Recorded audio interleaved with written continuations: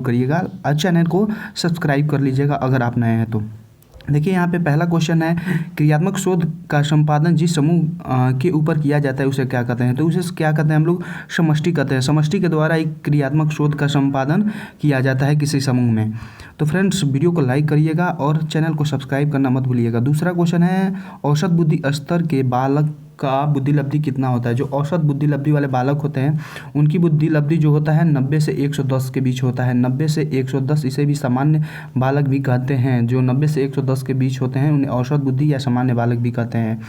देखिए इसमें तीसरा क्वेश्चन है कि छात्र छात्राओं का विद्यालय में मूल्यांकन हेतु प्रयुक्त होने वाले प्रश्नों के प्रकार में किसका प्रयोग नहीं होता है? किन प्रश्नों के का प्रयोग नहीं होता है? तो इसमें आप देख ही सकते हैं बहुविकल्पी प्रश्नों का प्रयोग तो होता ही, अतिलोकोत्तरी का भी होता है, वाक्य पूर्ति जो वाक्य दे दिया जाता है उसको बीच में खाली छोड़ दिया जाता है तो उसको बच्चे पूरा करते हैं तो ये भी होता है। लेकिन आत्मनिष्ठ प्रश्न जो होते हैं ये आपका नहीं होता है जो विद्यालय स्तर पे बच्चे होते हैं प्राथमिक विद्यालय में।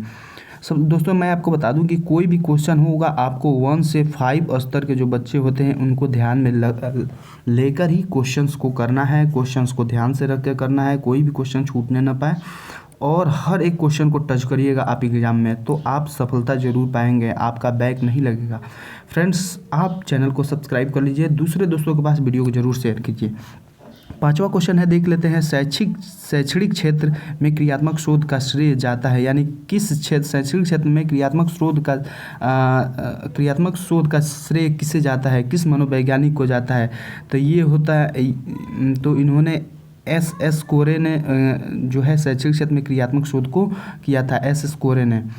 6 नंबर क्वेश्चन है, सूर्य परिकल्पना किससे संबंधित है? सूर्य परिकल्पना जो होती है वो किससे संबंधित है आपको बताना है। तो निर्देश रहित परिकल्पना होती है ये, निर्देशित परिकल्पना नहीं होती है, ये निर्देश रहित परिकल्पना, इसमें कोई भी निर्देश नहीं होता है। सूर्य परिकल्पना यानी कोई भी हम परिकल्पना करते हैं उसका परिणाम क्या आता है? 0 आ जाता है, शून्य आ जाता है, उसे ही शून्य परिकल्पना कहते हैं। 7 नंबर क्वेश्चन एक बार देख लेते हैं, क्रियात्मक अनुसंधान का दूसरा नाम क्या है? दूसरा नाम क्या है? क्रियात्मक अनुसंधान का दूसरा नाम क्या है? तो आपको बताना है क्रियात्मक अनुसंधान का दूसरा नाम क्या है।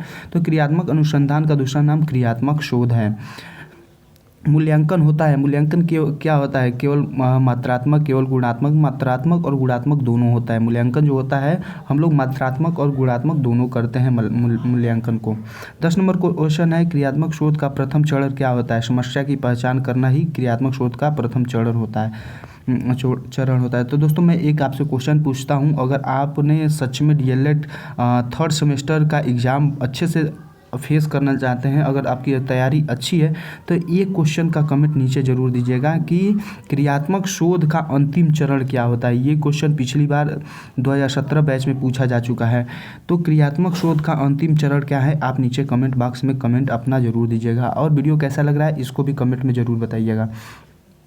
इसमें 10 नंबर क्वेश्चन है, न्यायादर्श का संबंध किससे है? न्यायादर्श का संबंध किससे है? न्यायादर्श का संबंध जो होता है वो क्रियात्मक शोध से होता है। फ्रेंड्स क्रियात्मक शोध का जो पेपर होता है क्रियात्मक शोध का, उसमें कोई भी क्वेश्चन आएगा अगर आपको क्रियात्मक शोध से रिलेटेड है, मूल्यांकन से रिलेटेड होता है तो वो आपका आंसर हो जाता है। तो न्यायादर्श जो होता है वो क्रियात्मक शोध से संबंधित होता है। न्यायादर्श का शाब्दिक अर्थ क्या है? न्यायादर्श का शाब्दिक अर्थ क्या है आपको बताना है। न्यायादर्श का शाब्दिक अर्थ होता है नमूना या सैंपल जो लेते हैं या नमूना लेते हैं उसे ही हम न्यायादर्श कहते हैं। संज्ञानात्मक पक्ष में आता है ज्ञान, बोध, व्यवहारिकता एवं मूल्यांकन उपयुक्त सभी। तो संज्ञानात्मक पक्ष में आता है आपका ज्ञान, बोध, अवबोध, मूल्यांकन, संश्लेषण, विश्लेषण तथा मूल्यांकन। ये 6 चीज़ें आती है संज्ञानात्मक पक्ष में। तो ये आपका 4 आ जाता है, इसमें उपयुक्त सही हो जाएगा। भावात्मक पक्ष का संबंध होता है। भावात्मक पक्ष का संबंध किससे होता है? रुचियों से, संवेगों से, मनोवृत्तियों से या सभी। तो इस भावात्मक पक्ष में ये सभी चीज़ें आ जाती हैं, रुचियाँ भी आती है, संवेग भी आते हैं। बच्चे का संवेग आ जाता है, जैसे वो कैसे हंसता है, कैसे रोता है, ये सब सारी चीज़ें उनके क्रोध, गुस्सा, ये संवेग में आ जाते हैं। उसकी मनोवृत्तियाँ क्या है, ये सभी चीज़ें आपके भावात्मक पक्ष में आ जाते हैं। कौशलात्मक पक्ष का दूसरा नाम क्या है? कौशलात्मक पक्ष का दूसरा नाम आपका क्रियात्मक पक्ष होता है।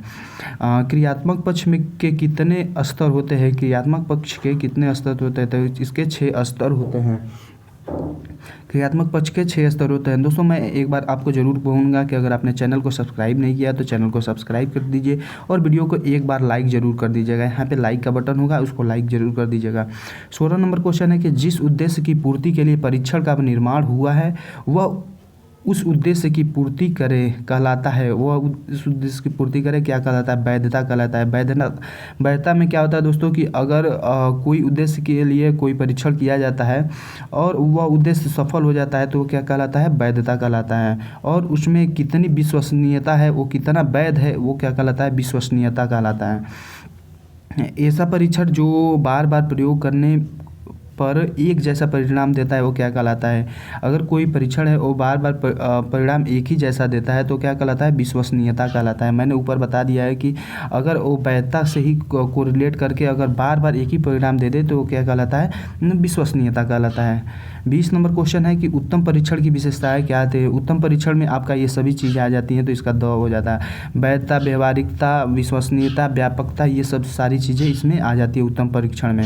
मूल्यांकन के कितने पक्ष होते हैं? मूल्यांकन के जो है 3 पक्ष होते हैं, ये आपको ध्यान में रखना है। 100 इसका आंसर हो जाएगा। मूल्यांकन के 3 पक्ष क्या होते हैं? संज्ञानात्मक पक्ष, भावात्मक पक्ष तथा क्रियात्मक पक्ष, ये 3 चीज़ें होती है। शोध कितने प्रकार का होता है? शोध 1, 2, 3 और 4, तो ये शोध जो होता है 3 प्रकार का होता है। मूल्यांकन पक्ष है, मूल्यांकन पक्ष क्या है ये आपको बताना है। मूल्यांकन का पक्ष होता है संज्ञानात्मक, भावात्मक, क्रियात्मक, ये 3 हो तो सभी हो जाएगा, 2 सही हो जाएगा। मैंने ऊपर बता दिया है कि कितने पक्ष होते हैं तो ये ऊपर बता ही दिया गया। मूल्यांकन के 3 पक्ष होते हैं, संज्ञानात्मक पक्ष, भावात्मक पक्ष तथा क्रियात्मक या कौशलात्मक पक्ष। 24 नंबर आप देख लीजिए कि प्रश्न पत्र निर्माण की प्रक्रिया क्या होते हैं? ब्लूप्रिंट, रेड प्रिंट, दोनों या कोई नहीं। तो जो ब्लू प्रिंट के द्वारा ही प्रश्न पत्र तैयार किया जाता है, ये आपको ध्यान में रखना है। 25 नंबर क्वेश्चन है कि मूल्यांकन हेतु प्रश्नों के प्रकार होते हैं वस्तुनिष्ठ प्रकार, अति लघुत्तरी लघुत्तरी प्रश्न, दीर्घोत्तरी प्रश्न या उपयुक्त सभी। तो जो मूल्यांकन किया जाता है इसमें सभी प्रश्न को हम लोग ले सकते हैं। अति लघुत्तरी प्रश्न को भी लिया जाता है, लघुत्तरी को, बहुविकल्पी को और दीर्घोत्तरी को।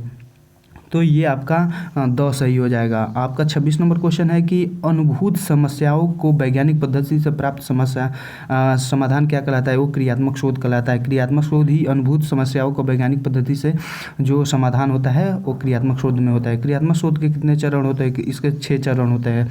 आपको नहीं, क्रियात्मक 7 चरण होते हैं। क्रियात्मक शोध के कितने चरण होते हैं? किसी में 6 भी दिया है, किसी में 7 भी दिया है, तो आपको कन्फ्यूजन नहीं होना है, 7 ही होते हैं। क्रियात्मक शोध के कितने चरण होते हैं? 7 चरण होते हैं।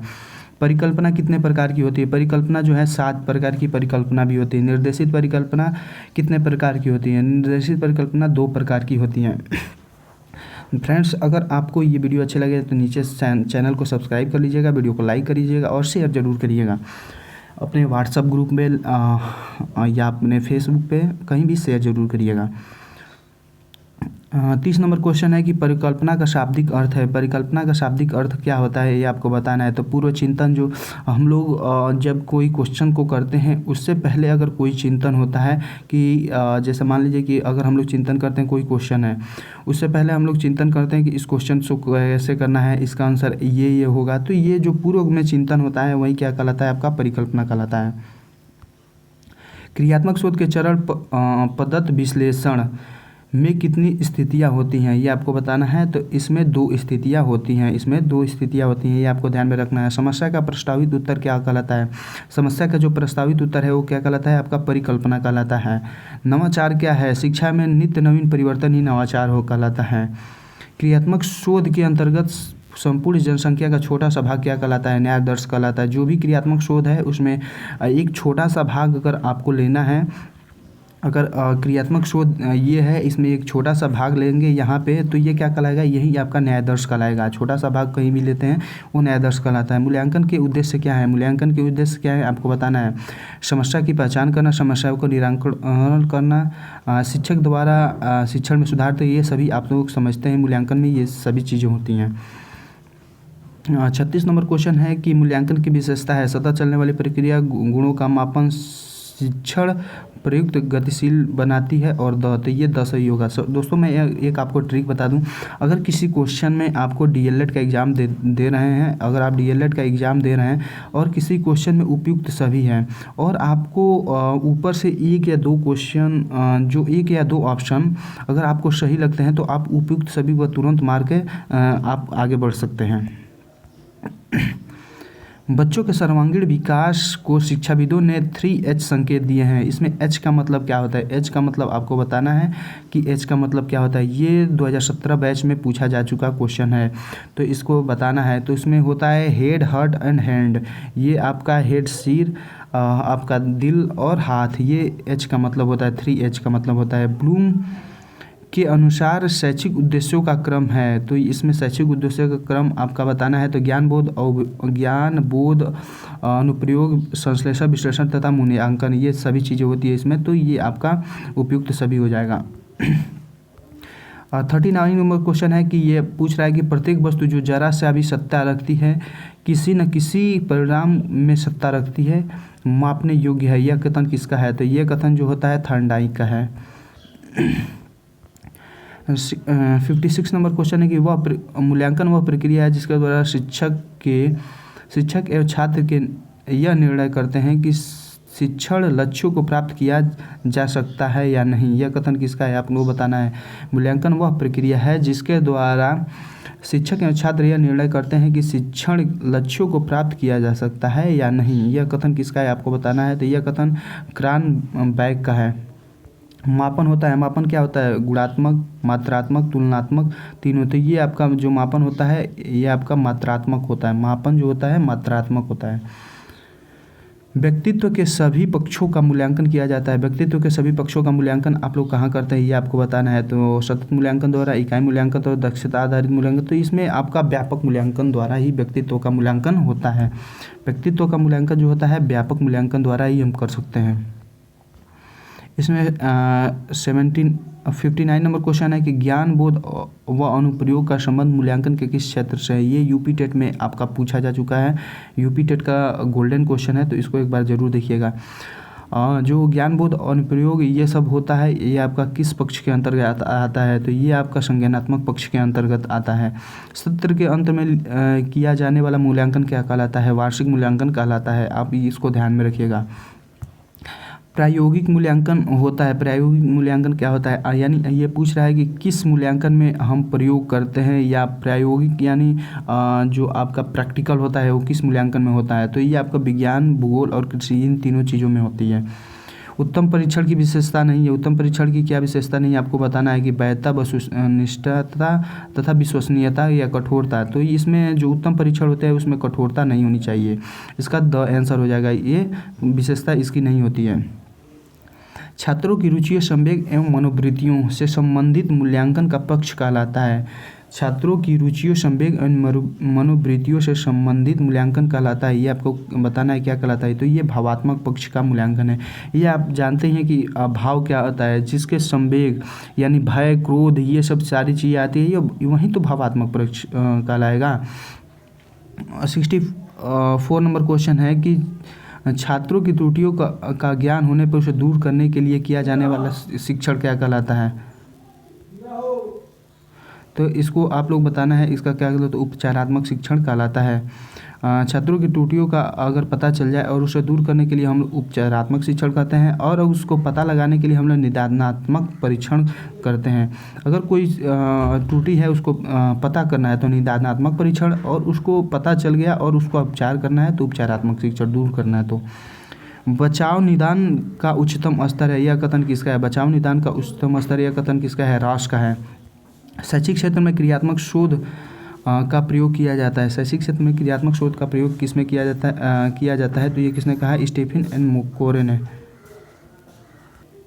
शैक्षिक उद्देश्यों के अनुसार जो पक्ष होते हैं, शैक्षिक उद्देश्यों के अनुसार प्रश्नों के पक्ष कितने होते हैं ये आपको बताना है। तो शैक्षिक उद्देश्यों के अनुसार प्रश्नों के पक्ष होते हैं 4 प्रश्न होते हैं। जैसे आपको बहुविकल्पी हो गया, अति लघुत्तरीय, लघुत्तरीय और दीर्घोत्तरीय, ये 4 प्रकार के प्रश्न पूछे जा सकते हैं। छात्रों के प्रारंभिक ज्ञान का मूल्यांकन किया जाता है, किस में किया जाता है ये आपको बताना है। आकलित मूल्यांकन में, रचनात्मक मूल्यांकन में, मौखिक मूल्यांकन में या दक्षता मूल्यांकन में। तो जो छात्रों का प्रारंभिक ज्ञान का जो परीक्षण किया जाता है या मूल्यांकन किया जाता है वो मौखिक मूल्यांकन में किया जाता है। 71 नंबर क्वेश्चन है कि मूल्यांकन एक निरंतर चलने वाली प्रक्रिया है। यह कथन किसका है? यह कोठारी आयोग का है, यूजीसी का, एनसीईआरटी का है। तो ये आपको बताना है। तो ये एनसीईआरटी का बहुत ही गोल्डन क्वेश्चन है।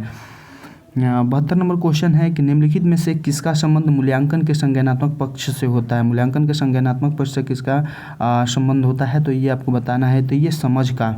फ्रेंड्स, मैं आपको एक बार और बता दूं कि अगर आपने चैनल को सब्सक्राइब नहीं किया तो सब्सक्राइब कर दीजिए और यहाँ पे लाइक का बटन है, लाइक जरूर कर दीजिएगा और अगर अपने दोस्तों के पास शेयर ज़रूर करिएगा। तो फ्रेंड्स इतना कर दीजिए। अगर आप सब्सक्राइब करके ऑल पे सेलेक्ट कर लेते हैं तो हमारी जो भी वीडियो डीएलएड से संबंधित आएगी आपको मिल जाएगी। देखिए यहाँ पे आपको 73 नंबर क्वेश्चन है कि निम्नलिखित में से किसका संबंध मूल्यांकन के भावात्मक पक्ष से होता है? तो मूल्यांकन के भावात्मक पक्ष से किसका होता है? तो रुचियों का। तथ्यों का तो होता ही नहीं है, सूचनाओं का होता नहीं है। तो ये रुचियों का जो मूल्यांकन होता है वो भावात्मक पक्ष से होता है। सतत और व्यापक मूल्यांकन की प्रक्रिया में मुख्यतः कितनी प्रक्रियाएं होती है? सतत और व्यापक मूल्यांकन की प्रक्रिया में मुख्यतः कितनी प्रक्रियाएं होती हैं ये आपको बताना है। तो मुख्यतः 4 प्रक्रियाएं होती हैं। 75 नंबर क्वेश्चन है कि बच्चों द्वारा किए गए कार्यों एवं उपलब्धियों का विवरण रखने हेतु प्रयोग तैयार किया जाता है। क्या प्रयोग तैयार किया जाता है? तो अवलोकन का प्रयोग तैयार किया जाता है। 76 नंबर क्वेश्चन है कि निम्नलिखित में से किसके द्वारा यह पता चलता है कि बच्चे ने अभी तक कितना ज्ञान व कौशल अर्जित किया है? तो यह नियंत्रण द्वारा नहीं, मापन द्वारा ही आप पता कर सकते हैं कि बच्चे ने कितना ज्ञान अर्जित किया है। 77 नंबर क्वेश्चन है कि क्रियात्मक शोध का मूल आधार क्या है? समस्या हमारी और समाधान भी हमारा इसका मूल आधार है। देखिए यहाँ पे 78 नंबर क्वेश्चन है कि निम्नलिखित में से क्रियात्मक शोध की विशेषताएं होती है। क्रियात्मक शोध की क्या विशेषता होती है ये आपको बताना है। तो क्रियात्मक शोध की जो विशेषता होती है, समय अधिक लगता है इसमें। क्रियात्मक शोध में समय अधिक लगता है। क्रियात्मक शोध के संपादन कितने चरणों में किया जाता है? तो क्रियात्मक शोध का संपादन जो है 8 चरणों में किया जाता है। क्रियात्मक शोध में समस्या की पहचान करते समय होने वाले तथ्यों की जानकारी के अंतर्गत नहीं आता है। किस जानकारी के अंतर्गत नहीं आता है? तो ये परिव्यक्ति के जानकारी के अंतर्गत नहीं आता है। क्रियात्मक शोध से किस समस्या का प्रस्तावित उत्तर कहलाता है? समस्या का प्रस्तावित उत्तर क्या कहलाता है ये आपको बताना है। क्रियात्मक शोध में समस्या का प्रस्तावित उत्तर क्या कहलाता है ये आपको बताना है। तो समस्या का प्रस्तावित उत्तर परिकल्पना कहलाता है। क्रियात्मक शोध जिस लक्ष्य समूह के बारे में किया जाता है उसे क्या कहते हैं? क्रियात्मक शोध जिस लक्ष्य समूह के बारे में किया जाता है उसे क्या कहते हैं? उसे समष्टि कहते हैं। उसे समष्टि कहते हैं। 83 नंबर क्वेश्चन है कि निम्नलिखित में से क्रियात्मक शोध का उपकरण के अंतर्गत नहीं आता है। क्रियात्मक शोध के उपकरण के अंतर्गत प्रत्यक्षण नहीं आता है। बालक के ऐसी पुस्तक है जिसे अध्ययन अधोपांत शिक्षक कक्ष में करता है। यह कथन किसका है? यह कथन जो है राश का है। व्यापक मूल्यांकन द्वारा शिक्षक का मूल्यांकन होता है। तो ये आपको बताना है। व्यापक मूल्यांकन द्वारा मूल्यांकन होता है। किसका मूल्यांकन किया जाता है ये आपको बताना है। तो ये व्यक्ति के सभी पक्षों का, ज्ञानात्मक, भावात्मक तथा क्रियात्मक, तीनों पक्षों का मूल्यांकन किया जाता है। मूल्यांकन का संज्ञानात्मक पक्ष से संबंध है। तो ज्ञान, बोध, अनुप्रयोग, इन सभी चीज़ों से आपका इसका संबंध होता है।